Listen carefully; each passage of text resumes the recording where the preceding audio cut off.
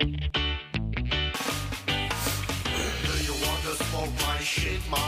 ben c'était bien sympa ces petites vacances, hein.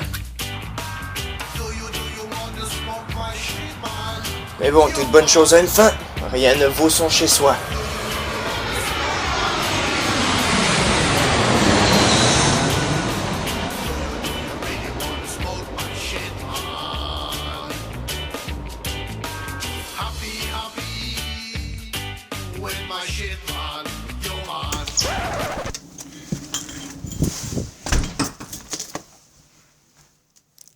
Home sweet home.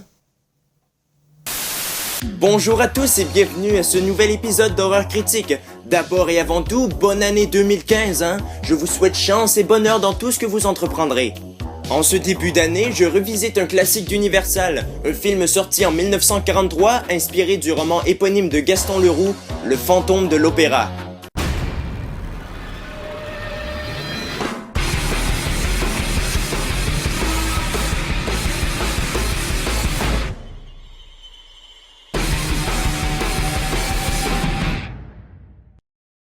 Éric Claudin est renvoyé de l'Opéra de Paris où il était violoniste.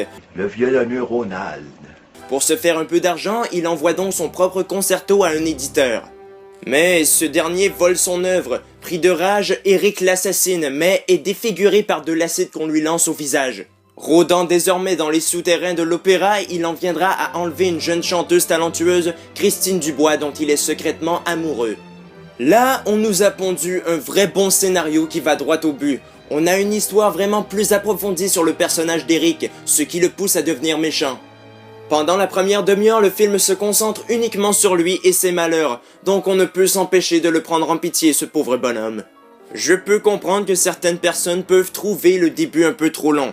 C'est vrai que le film prend son temps, et c'est vrai qu'il y a des longueurs, mais pas au début. Non, au contraire, la première demi-heure est vraiment très utile et très intrigante. C'est elle qui nous mènera à l'élément déclencheur sur lequel se repose tout le film.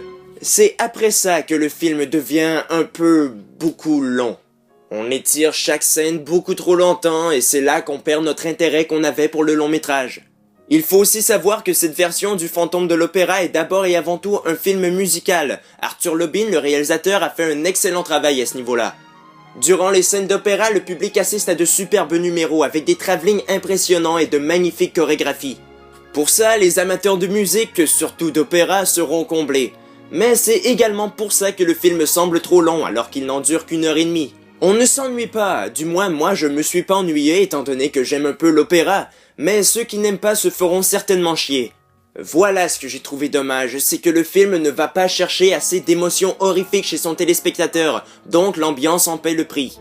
Pour le coup, j'ai trouvé que la version de 1925 se débrouillait beaucoup mieux à ce niveau-là. Ouais, elle faisait plus peur. Tiens, parlant de cette version, notre film du jour fut tourné dans les mêmes studios que la version de Rupert Julian. Toutefois, cette mise en scène théâtrale dégage un certain charme, ce qui fait qu'on peut facilement apprécier le film. Sauf qu'à certains moments, ça rend les moments de tension, ridicule.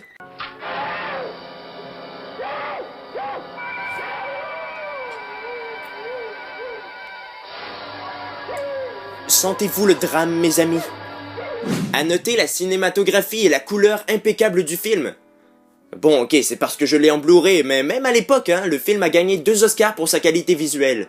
Passons donc aux acteurs. Le rôle d'Éric le fantôme est tenu par l'homme invisible Claude Rains. C'est moi ou il y a une étrange ressemblance entre lui et Kevin Spacey? Non? C'est moi? Ok. Bref, Claude Rains est juste excellent. Jamais il ne surjoue, il est bon du début à la fin. Surprenant pour l'époque. Ouais, parce que c'est le cas pour Nelson Eddy. Il surjoue. Faut dire qu'en plus d'être acteur, le mec est un vrai chanteur d'opéra, donc il est habitué d'exagérer tous ses gestes. Quant aux effets spéciaux, ils sont également très réussis. Bon, c'est un petit peu simpliste comparé à celui de Lon Chaney dans la version de 1925, mais ça reste très bien quand même.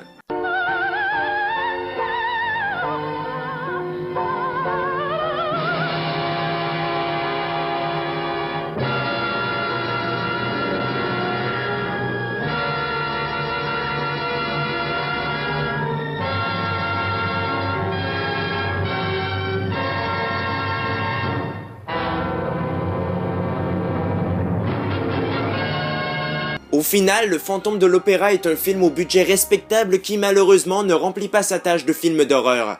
Toutefois, il reste très intéressant et très divertissant pour les amateurs d'opéra. Je lui accorde une note de 7 sur 10. Bref, j'espère que ce premier épisode de l'année 2015 vous a plu.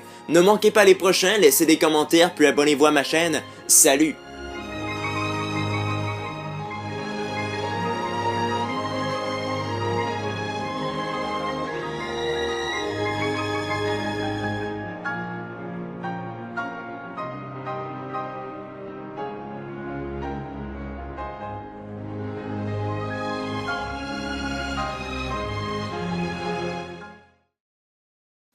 Ah, non!